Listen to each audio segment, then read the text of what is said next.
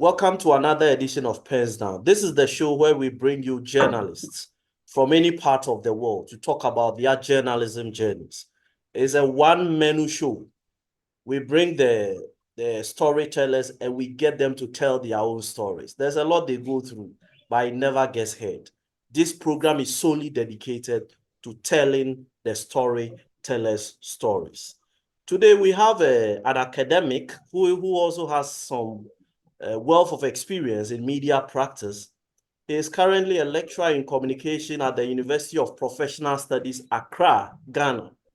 And he did radio in Ghana for about 10 years before decamping into academia. In fact, in the year 2000, he won the CNN African Journalist of the Year Award, radio category. The rest of his profile will be displayed to you on the screen while we go ahead with this conversation. Today, I have been joined on PENSDOWN by Mr. Manfred Ashiboe-Mensah. Thanks for joining me, sir, and welcome. Thank you very much for having me, my brother. Right. Sir, first of all, how did you discover the journalist in you? At what point while growing up did you realize that journalism was something you wanted to do? For me, luckily, I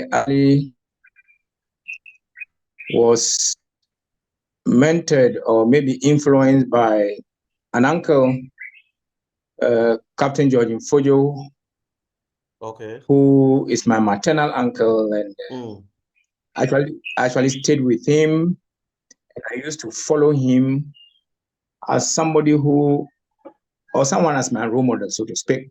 Okay. When he was in the army, and knowing very well that he was a journalist and working with the Public Relations Directorate of the Ghana Armed Forces. I used to follow him a lot.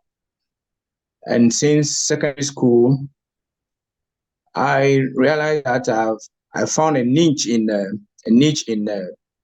literature, history, and maybe government, so to speak. Okay. So I started actually reading a lot and trying my hands on a few stories on my own. And the rest is history, so to speak.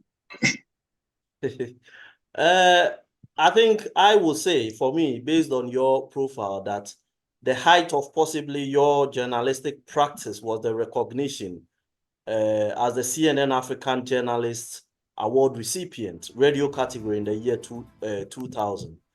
What stands out for you as the most challenging assignment during the period of practice? Most challenging assignment, so to speak, quite many in the sense that let me just go back a little bit and say that, yeah, in spite of the influence that I had with my uncle, okay, journalism actually found me, so to speak. Okay. In the sense that during our time, after your A-level program, you were expected to undergo or undertake a 1-year national service. Yes. So when the placements were out, unfortunately, I was not given any placement. So the coordinator then asked us to go and find vacancies for ourselves. Okay. So as disappointed as I was, I started making the journey back home to Burma camp because I was then staying with my uncle, who was then an army officer. Yeah. So getting close to the Hall of Technology, I saw a little bit of imposing building. Then there was the inscription DNA on it. Okay. So, well, and where I was to pick my bus back to Burma camp was just behind this DNA office. Oh, okay. So I went there, and I went there and asked the lady whether they could assist me in giving me a vacancy. The receptionist told me point blank that over there they engage professionals, particularly those from the Ghana Institute of Journalism, and there was no history where they engage people straight from sixth form or after A level. But as I was about to leave, she asked me to wait.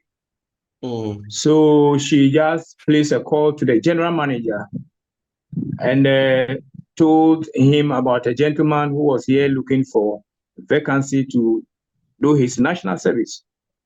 So the general manager then, Mr. Kwe, asked that they should bring me along to his office. So when I went there, fortunately for me, there were a couple of employees over there. So I went into the office and the man said, "Oh, my little boy, what can I do for you?" So I narrated my story. And luckily for me, there was the news editor then. Okay. With him. Okay. So they asked me what I did course. So I told them government and religious studies. So the man said, English literature, yeah, I think we can give you a place in the newsroom. Wow. And they asked me whether I was interested. And I said, yes. So they asked me to bring an application. And the following week, I was given an appointment. But let me find out. I mean, you walked to GNA. Did you know what they do? Or you were just looking for a place for national service? When I saw the news over there, at least GNA, Ghana News Agency, I had a little bit of an idea what. Okay. Yeah, I had a little bit of an idea. And in all so honesty, did you even have an application? So, and in all honesty, did you even have an interest in journalism? Very much, very much, very much, very, very, very much, very much. I had an interest in journalism. Yeah, very much. Because of what I did, and coupled with the fact that I've been also close with my uncle, and I knew exactly what he was doing as a journalist himself. Okay. So the interest was there. So will you say journalism pays? Does it pay? Journalism?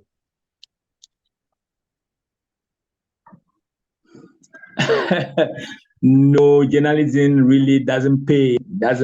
Because particularly, let me be frank with you. In my travels, I realized that really journalism doesn't pay. Journalism really doesn't pay. But just that, at least it gives you the exposure. Okay. Gives you the exposure. And you could rub shoulders with the weak and the most powerful in society. So at least it opens doors for you. Let me put it that way. It opens door for you. And I also attest to the fact that yes, journalism has actually, been very good to me. All that I have achieved today, I think that I can attribute them to journalism. Yeah, it really doesn't pay. But you see, when I was in the US and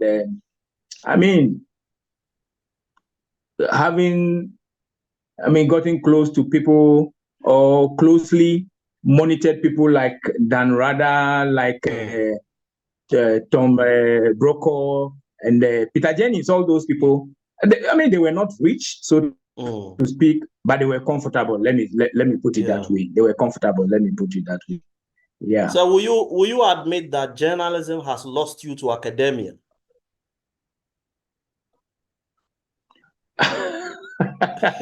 No, because you see, I am very, very happy because after having cut my teeth at Ghana News Agency and having also extinct with a New African magazine and the African Business magazine. Yes, sir. This it's a Pan-African magazine then based in London. Yeah. And also having GC for years and having gotten to that level training with BBC. At least I'm very happy that I am now using that experience to teach future professionals who want to go in communication and journalism. And I'm very, very happy that I found myself at UPSA and Wisconsin University. And Wisconsin University, to be with you, they have a very beautiful studio, which is an online radio we call Wisconsin Radio. And I practically, take the students through the experience that I had over the years. So I'm very, very happy to be in academia, honestly. Okay. Now let's look at attrition. Journalism is suffering a lot of attrition. There are a lot of highly qualified professionals that have left. Public relations has taken a number of them, various sectors as well.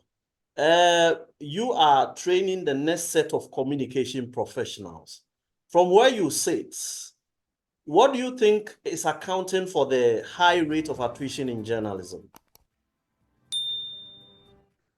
Yeah, basically, I can stick out my neck and say that it's the remuneration, Like you said, journalism doesn't pay. And you see, at the end of the day, yes, you can enjoy the glamour of journalism. You must go back home and feed your family. So it is the bottom line that is actually driving a lot of very, very fine journalists into other areas of endeavor. And quite apart from that, you must also know the risks associated with the profession. The risk. It's also making us lose a lot of, very, very experienced journalists to other professions, so to speak, because it's very dangerous if you really want to be in journalism and be a journalist worth your salt. It is going to be very, very dangerous, a very rocky journey that you embark on. So as a result of that, there are those who really wouldn't want to take that risk. And as a result of that, they want to find comfort in somewhere else. And the best destination is public relations management, So that's why we are losing a lot of journalists.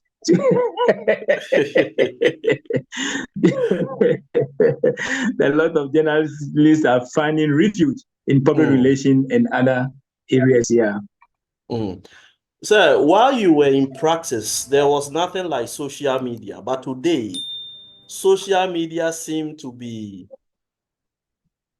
redefining the frontiers of journalism. And I'm sure for you as a communications professional, training the next set, you're also interested in, monitoring and seeing how social media is altering the course of journalism. How has social media changed the face of journalism from where you sit? Social media is actually wreaking havoc on traditional journalism, so to speak. Especially newspapers. The newspapers are gone. Yes.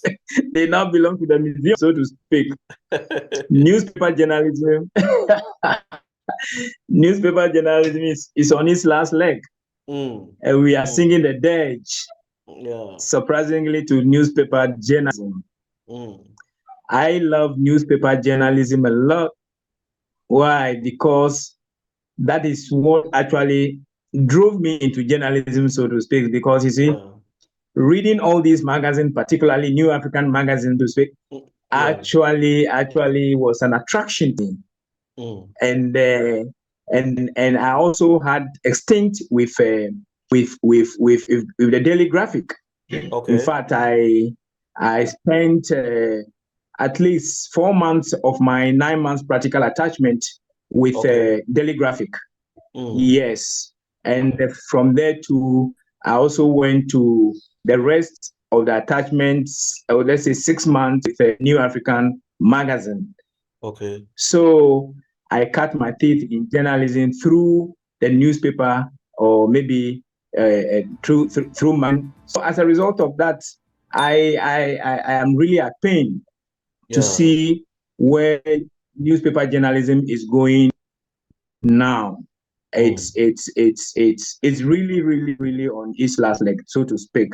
And the next 20 years, I don't think newspaper journalism will be what it is today. And I think that, well, for me, online, how do you call it? Software newspaper has come to replace it.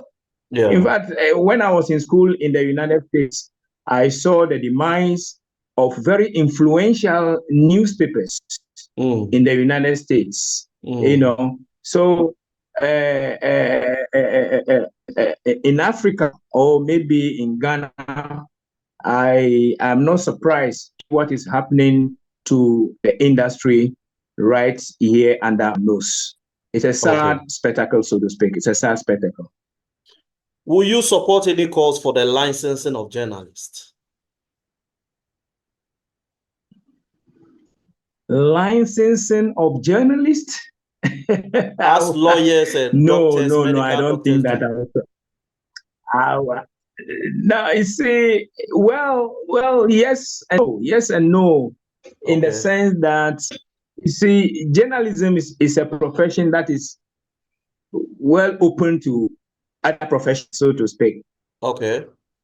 Doctors, lawyers, what have you, surveyors can also enter into the profession. And we have a lot of them in the profession who have done so well. Yes.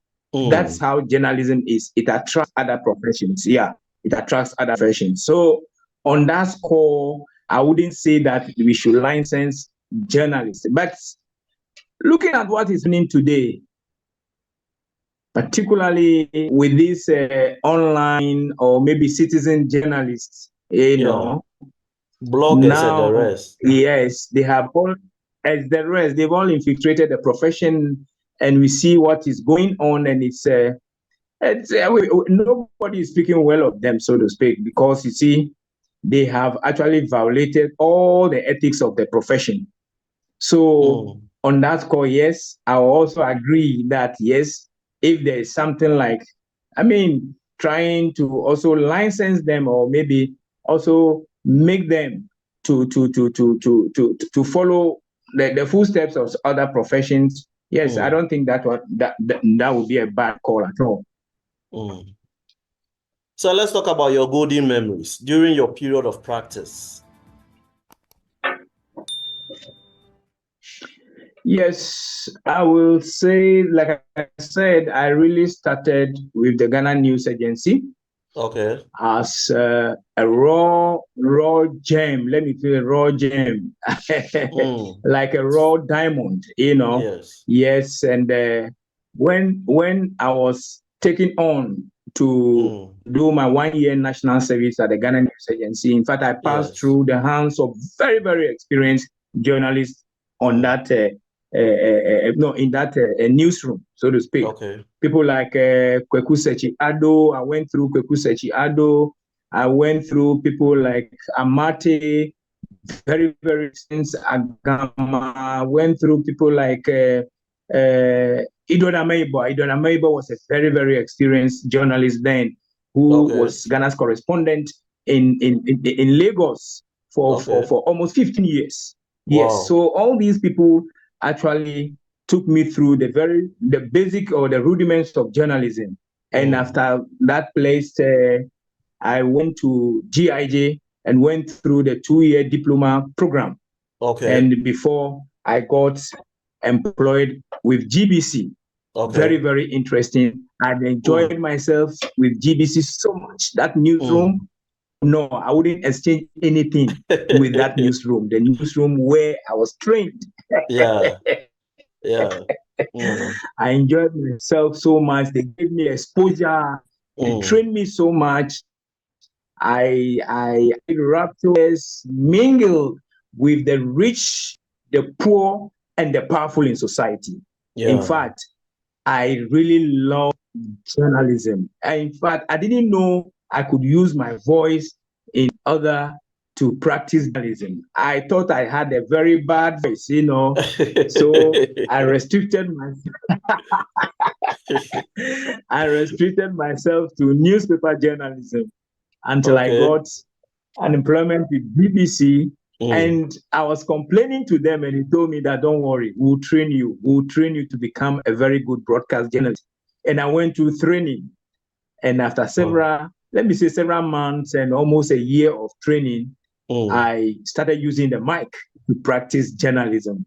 I enjoyed it so much. I love it. Like I said, I wouldn't exchange any profession with it. Never, never, never, never. I enjoyed it so much. It exposed me. It gave me the opportunity. And like I said, the highlight of it was when I won the CNN award in 2000. Yeah, in 2000. And we all went to South Africa for that program. I enjoyed it so much. I was exposed to the rest of the world. I got in touch with so many people with CNN, BBC, SABC, and in fact, it opened the door for me. And no wonder, a year later, I got a scholarship to undertake a year of a master's program at the prestigious Scripps College of Ohio University. Very, very, very important communication college. And I went through that program. And I actually, I can attribute that to my award as a CNN Africa of the year 2000. Wow. That's really sounds exciting. But sir, there is this controversial issue in journalism. I'm sure even as I mentioned controversial, you can hazard a guess what I may be talking about. Every journalist seems to have their own opinion. In fact, on this platform, I have interviewed close to about 150 journalists from 5 out of the 6 continents of the world. And especially for those in Africa, where it is a practice, so many countries have different names. Nigeria calls it the brown envelope. Cameroon calls it the brown envelope. Yeah. In Liberia, they call it professional services or CATU. Malawi, they call it what? Logistics. Kenya calls it the brown envelope. In Ghana, we call it solidarity or the short form, Soli. That envelope bearing money, which journalists treasure a lot when they go for assignments or they interview that top newsmaker here or there. So you are an academic with a rich background in the industry. What is your take on Soli?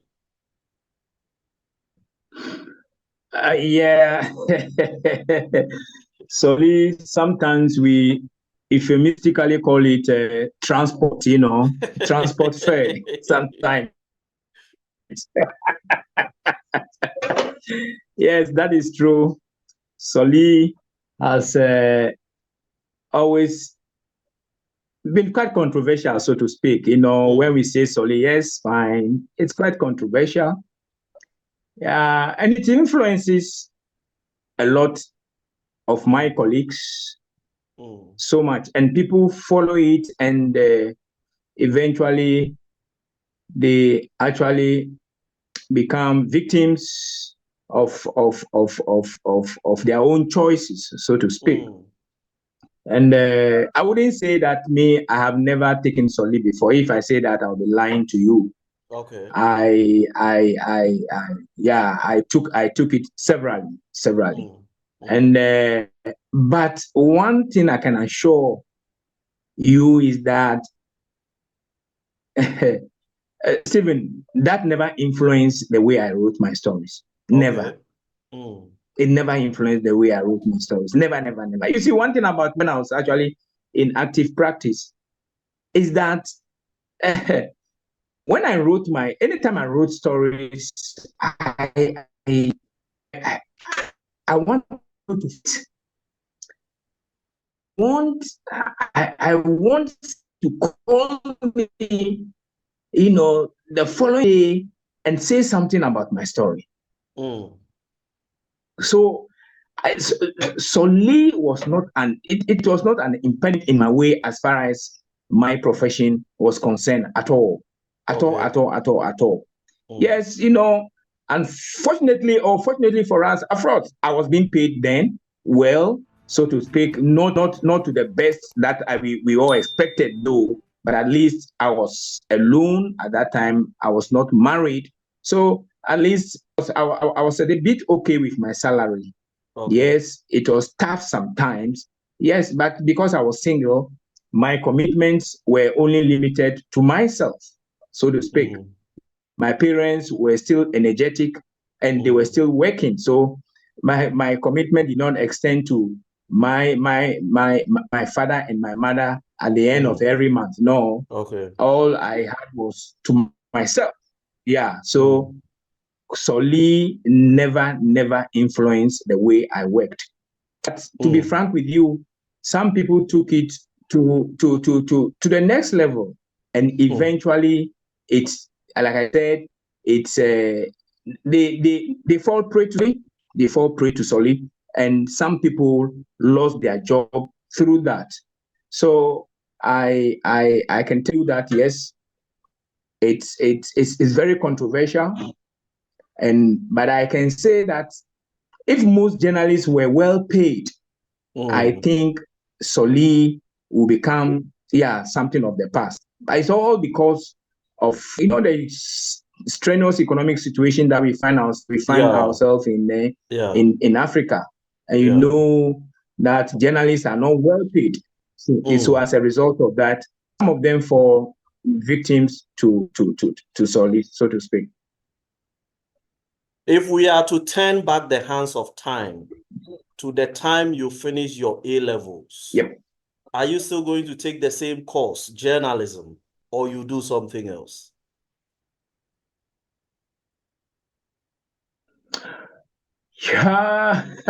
Yes, I'll do journalism.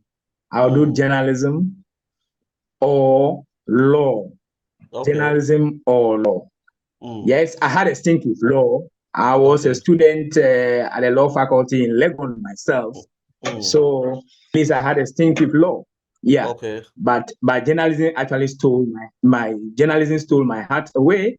And I can tell you that yes, I'll see when I come back in next world.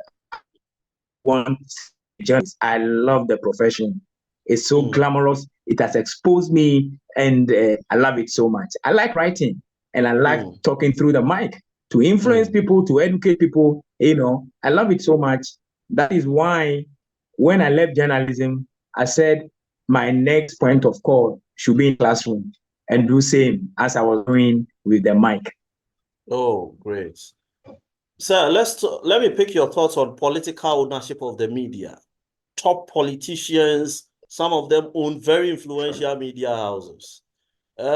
This practice or this development in our democracy, are we sitting on a time bomb or there is no cause for alarm? We are sitting on a time bomb. We are sitting on a time bomb, particularly in a very young democracy like us, those of us in Ghana. Ownership of this journalism establishment for me is a worrying situation. And I think that we did do well in trying to give out this spectrum and allocating how do you call it the spectrum for broadcasting. We made a very huge mistake because the whole system or the whole program was hijacked by politicians, and we see how politicians have taken almost all the content or maybe the opportunity that the national communication authority offered for businessmen to actually enter into that industry. Yes, I realized that, yes, we had a problem in terms of ownership, which we all inherited from our colonial past, because it was only the state that operated broadcasting in those days. Only the state operated broadcasting in those days, and we saw how they actually hijacked that space, and it's also affected the freedom of speech and freedom of everything that you can think of. So when the whole space was opened up, we rushed into it without taking a second look at how we dish out those spectrum, and eventually end up the hands of politicians and even powerful businessmen. And you can imagine how these people can control your editorial, and it affects the way most of our journalists are operating today. Businessmen also took up some of the spectrum, and we know what they are doing with their radio station and television station. It's been skewed towards a certain direction, and this has affected democracy, even though we thought that, yes, by giving out or maybe opening up the space, it was going to bring democracy to our doorsteps. Yes, that is true. It has opened up the space. People can even say all kinds of things, But I think that we haven't handled it well, and it now is coming back to bite us. And I think that even the public is not happy about it, because political businessmen have hijacked it, and it has affected their editorial policies, and we all see what is going on in our society. Sir, let me put you on the spot. During the time you were in active practice, was there any point you were approached with anything monetary or material to compromise any story you were doing, maybe the facts, and then you take it? I'm talking about bribery in the line of duty. No, bribery. I can't remember coming face to face with such a situation. No. I can't remember. If I should tell you anything concerning that, then I'll be lying to you. I just cannot remember. But I know the influence is there. It's very subtle, very subtle influence. Those ones were there. Yes, I mean, because of the way I carried myself, they didn't have the courage to actually approach me, to try to influence me, because I was very direct and very, very forthright in the way I was doing my work. Yes, but those subtle influence were there. Yes, but of course, it depending on the way you see me. I mean, yourself, you advise yourself. Because particularly when I joined the media in 1992. Yes. 1992, and that was the same year that political activities were unbanned, and they allow political parties to. That was the same year, and the following year, Ghana went democracy, so to speak. So we transitioned to the fourth republic. Those days, some of these political parties actually try as much as possible. The fourth republic, subtly, not directly. They couldn't approach me directly, but subtly trying to influence you so that you be their spokesperson on that kind of thing. But I was able to fight it. Yeah, I was able to fight it. I really, because I was on the political desk, I was the head of the political desk then. By 1996, I rose to become the editor of the political desk. So I actually work a lot with the politicians. I work a lot with them. Yeah. Nana Akufo-Addo, who is currently the president, John Mahama. I just mentioned all of them. Aka, almost all of them. Everybody. I work with them. But none of them actually approached me directly to influence me. because even if it wouldn't have worked. It wouldn't have worked anyway. Yeah.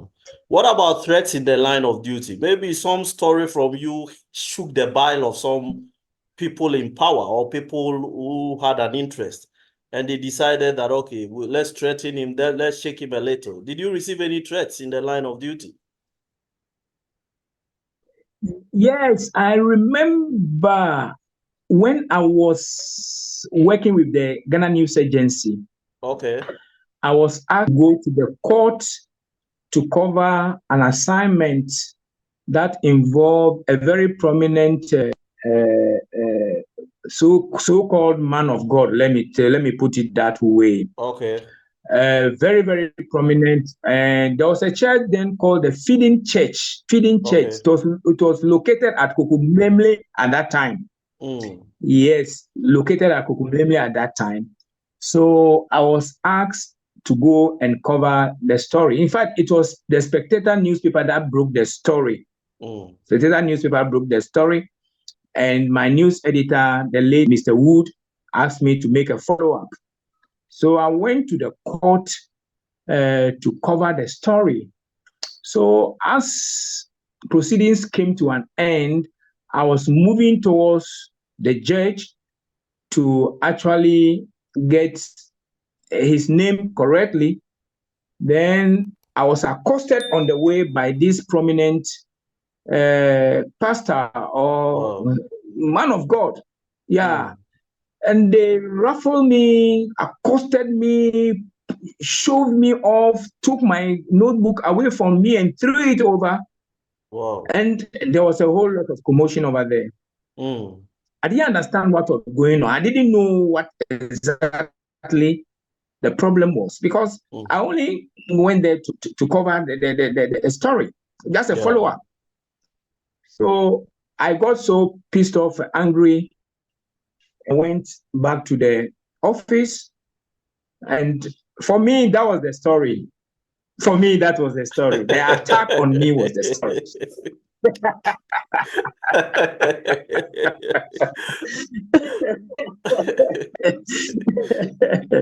The attack was the story and not what I covered at the court. So sensing danger, sensing danger, this prominent man of God, in quotes, so to speak, followed up to the newsroom. As I got to the newsroom, I started writing my own story. I have gotten an exclusive and I was busily writing my own story. The man barged into the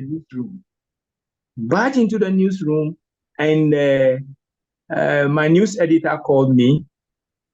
After maybe a short chat with my news editor, they called me. I went, and the man started apologizing profusely. Not knowing they attacked the wrong person. They attacked the wrong person. You see, Spectator previously carried the story. Okay. You know, and maybe the slant that they gave the story was they were not happy about the slant the Spectator gave the story. Okay. So when they saw me over there, they thought I was the Spectator reporter. And that was how they pounced on me and manhandled me. So this man of God apologized, and I said, I've got to, even though yes, fine, the apology, I will accept the apology, but it's a story I was going to write anyway. So I wrote the story. I wrote the story, and could you believe that the story never saw the light of day anyway? Oh, obviously. Yeah, the story was not used. The story was not used. So will you encourage your child or some mentee who walks up to you that they want to take to journalism? Will you encourage them to go into journalism? Of course, without any hesitation. Without any hesitation. I love the profession. I will encourage them, and I've been doing to my friends.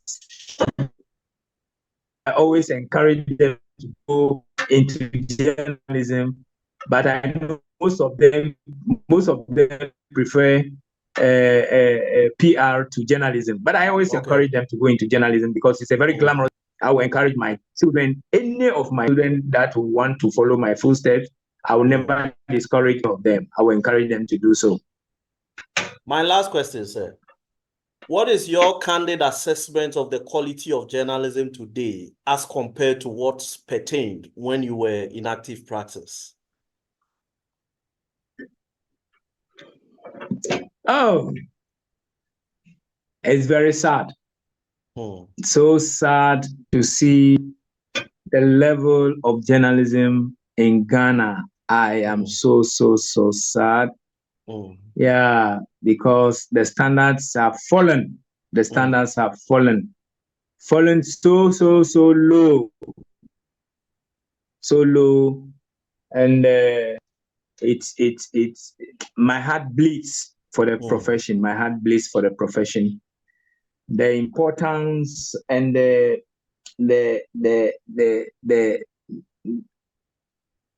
going the next mile in order to churn out a very good piece, very good report is no longer there.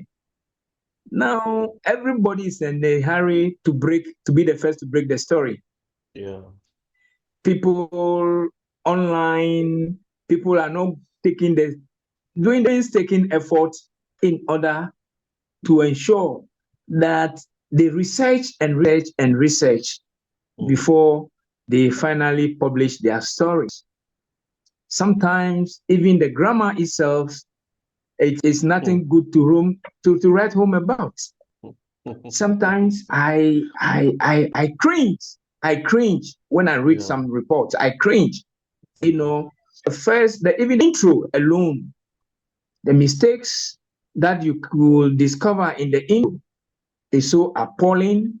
And for me, I cross my heart that I'm no longer in active journalism. I cross my heart, particularly with what I'm seeing in Ghana. It's a very sad spectacle. It's so sad. My heart bleeds for the profession. And I think that there's something we need to do in order to remedy the situation and raise the standards a little bit. I think that the training is also part of the problem. Okay. Yeah, because the way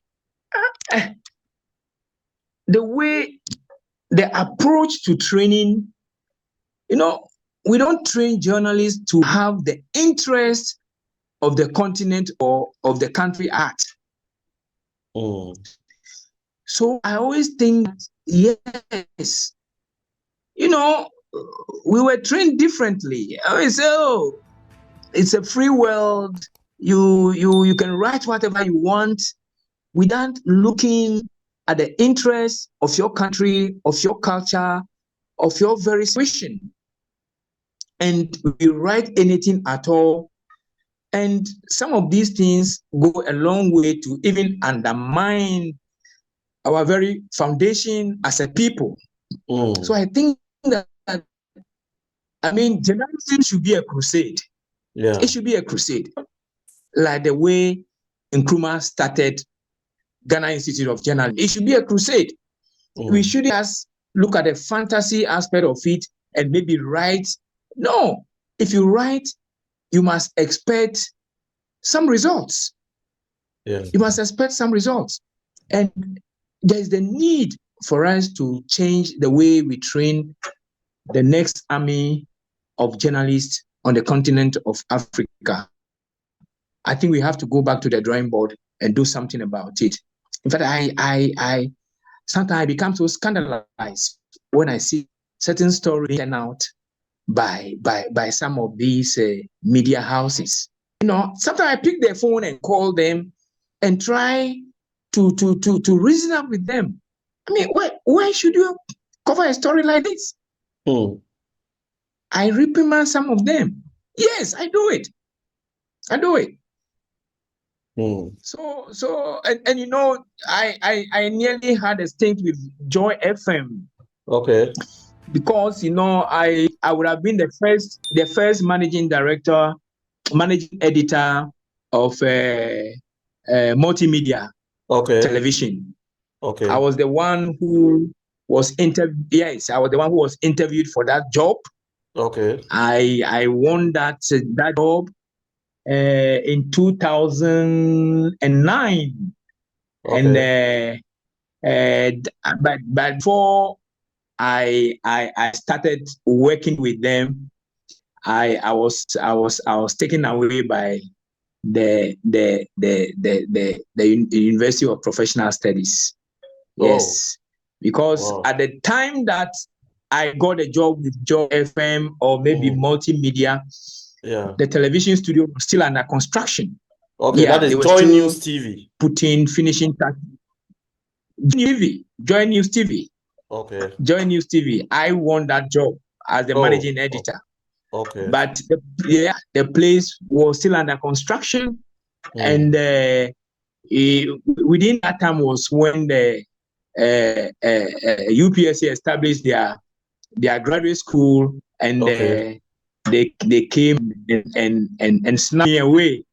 And when the time was due for them, Joy FM called and asking me to start work, and I told them it was too late. I was. They never forgave me for that. They never forgave me for that. Yes, they never forgave me for that. I had just returned from the United States from further studies. So when I went for the interview, I realized that no, there was nobody that actually fit that position except me. So you can imagine they were banking their hopes on me, and within that 3 months that it took them to complete the studio, I was gone. So for me, standards are falling. That is true. Standards are falling. Standards are falling. There is a way we can go about it, but we have to change the approach to the training of the next army of journalists, not only in Ghana, but on the continent of Africa. On that advisory note, let me thank you very much and pull the brakes here. Mr. Manfred Ashiboe-Mensah.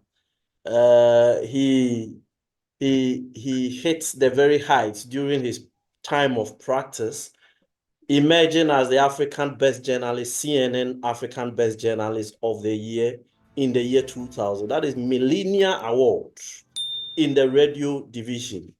And yeah. And with that, he took leave of us in about a year or two from journalism and went into academia. I think we should go back for our award. He should have stayed about 10 years more before.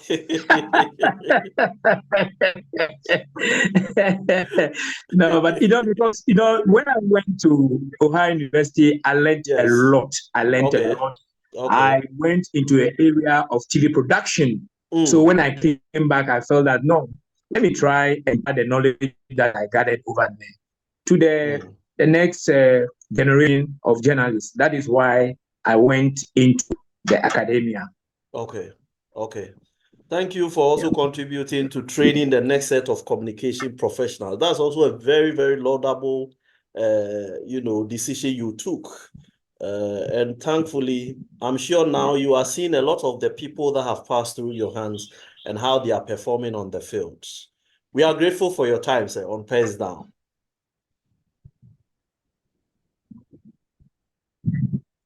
I'm very, very, very happy to find myself where I am today, trying to train the next army of journalists, not only in Ghana, but the continent at large. Thank you for having me, and I'm very grateful for this opportunity that you have offered. Thank you very much. Right. This has been PENSDOWN. Here we talk journalism journeys. Today we touch base with one of the most experienced in the field. He is a blend of academia and industry, very well experienced. And we have picked his thoughts on media matters, as well as he's taking us through his journalism journey. Thanks for joining us. We are back next time with another edition. And we'll have another colleague from any English-speaking country in any part of the world, join us and we'll be talking their journalism journey. Bye for now.